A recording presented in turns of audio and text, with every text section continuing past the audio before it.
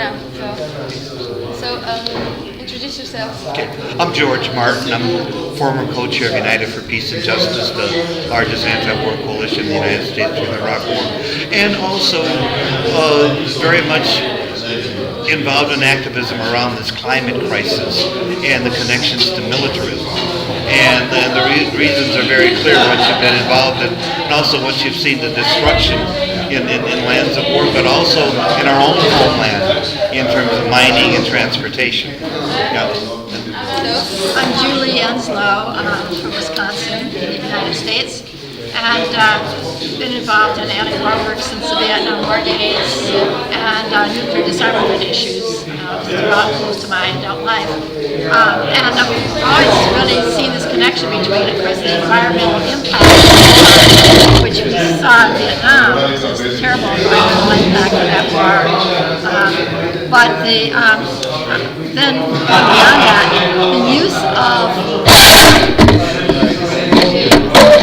the use of fossil fuels by the military is extraordinary. And the U.S. Air Force is probably the worst offender as far as the biggest consumer of oil in the world. So the U.S. military contributes a tremendous amount of CO2 emissions to create global warming. And then from that comes the climate crisis, the climate chaos, and the uprisings of peoples, the mass migrations of peoples that are going to happen as the oceans rise and the droughts come, and that's going to be met with more militarism in response. So you get this vicious cycle of militarism contributing to the climate crisis, and then the climate crisis will be creating the chaos, which will try to be squashed by more militarism. And we're already seeing that militarism in the form of paramilitaries and paid contractors for security for oil companies, and they move with a tremendous amount of assassinations of environmental workers and leaders throughout Latin America especially, but I think throughout the whole world, Africa also. All over the world these days. Yeah, they assassinated a lot of people. Yes.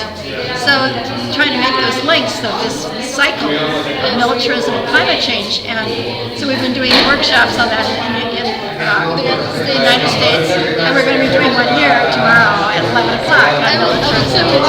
Yeah. So these linkages. We'd like you to come. So in terms of organizing these linkages, it's so important that we expand all of our movements. And then what we did in preparation for the People's Climate March in New York was that we brought 30 national peace groups into that movement as a section and begin to continue to work out of the peace movement to educate our constituencies about the climate crisis and these links. It's so important to build that locally and link to national, but it's also more important to work locally in terms of stopping what's happening around mining and transportation in our communities across this country. Also, one of the tools that we found successful within the anti-war movement was local referendums. Resolutions and referendums, although not binding, collectively hundreds and hundreds affect Congress people. So we've not had the success we want, but we've held back the KXL pipeline for what, 6-7 years now? Yeah, and there's a good, but at the same time, because that's been stalled, that movement from the tar sands in Canada is moving through other pipelines throughout the U.S. And so the struggle continues. So, just a question. What's your opinion about the war in Iraq? There was a war, so what's your opinion? It's just an absolute disaster. It was based on lies, total lies to begin with, and it was for the control, not only the control of the oil, but the world economy, because the petrodollar is so important. So what standards are going to be used, and Saddam Hussein was going to withdraw from the U.S. Because you know, it was a war, but a million war. So they really, I don't know how to describe it, but it was a disaster, like I said. So It was a disaster, and it's created total, complete chaos in that country, same in Afghanistan. And there was a lot of wherever we go, look at Libya, we were, that Yeah, was exactly. Libya Hillary too. Clinton, that was her little war. Yeah. And I'm telling you, look at it's just a chaos thing now. And it's wherever, the U.S. government seems to go, we leave this incredible disaster, Actually, chaos behind. the U.S. government actually doesn't really care. They only care about themselves. So The misnomer here is that the U.S. government doesn't represent the people of the United States. Exactly. And so the day before the Congress, voted for attack on Iraq, Yes. the day before, we surveyed all the congressional offices in Washington, D.C., with Georgetown students. And the response from the people via email, via telephone calls, was 100 to 1 against war. 100 to 1. And yet only a couple people stood up against that war. Yeah, I know there are actually not a lot of good people out there, because I don't know, but what I think is most people in the United States doesn't really know what's going on. So actually, to find a couple of people like you who actually knows the truth and knows that everything is going on is a disaster and a catastrophe. Well, part of that situation is a struggle with media and the corporate capital control of media. So how can we say that NBC? We know that NBC doesn't tell the truth because they're owned by General Electric and other war profiteers. And so that's part of our struggle. And our struggle has to be, as activists, number one, education.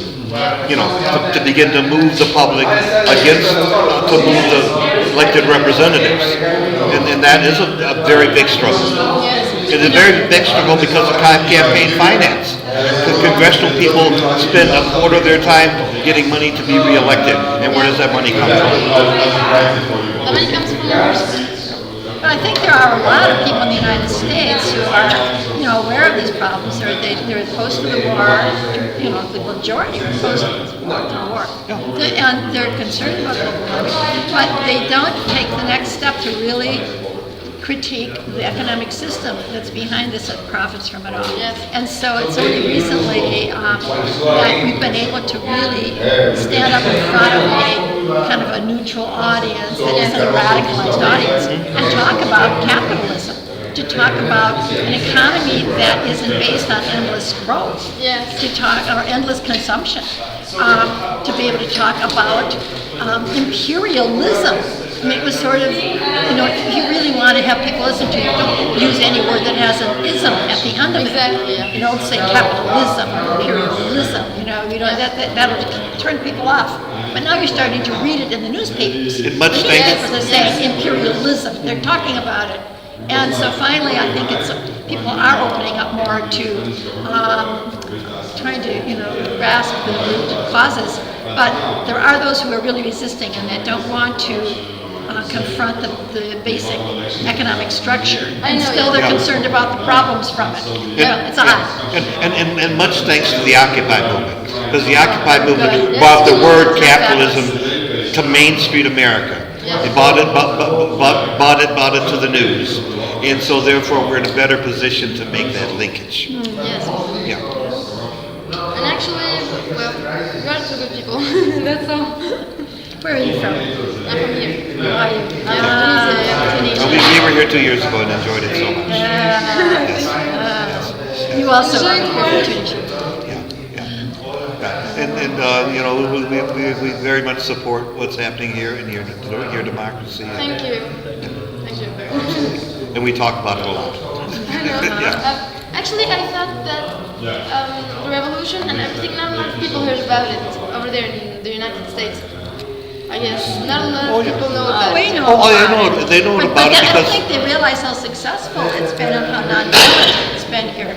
Actually, it's not, how should I say, it's not really successful. comparatively, Compared to what happened in Egypt. comparatively, yes. Yeah, but it's not really successful because successful is when dictatorship is no longer exists. But right now we're actually almost living in a dictatorship. Here you are Yeah. again. With the party Nahda, if you know it. Yeah. Yeah, they dictators. They sold our country, and well, we're almost renting it. Yeah, and It's within like we're that, renting our country. and then that's been the experience of so much change in the last couple of decades in terms of freedom and democracy, but not the control of the resources. Yeah. And that can go from South Africa throughout the other ideal countries that have been raised up in terms of their liberties.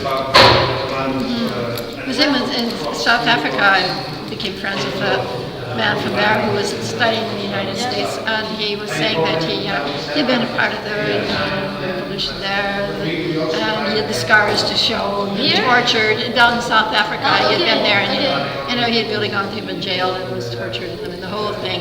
And then he thought he became a Catholic priest, worked with the poor, and he even said that that the apartheid was officially gone, but there's this economic apartheid that has remained because the economic system never changed, and those who are in control of the economics of South Africa remained in power in that level. And that, so it's, as you say, perhaps it's a similar thing in Yeah, it's Tunisia. almost, Yeah, yeah, we understand, it's yeah. the same thing, yeah. Yeah, uh-huh. But anyway, every country needs years to rebuild itself. So let's hope it does. Yeah, let's hope it does.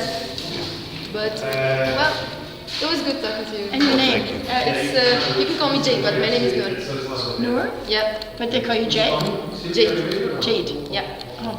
I think Noor is a beautiful name. Thank you, but it's hard to spell, so N-O-O-R? Noor? it's Nour. N-O-U-R. Yeah. Ah. Because I know some Palestinian women. Noor, Yeah. N-O-O-R. Yeah. So let's me turn this on. Oh, okay.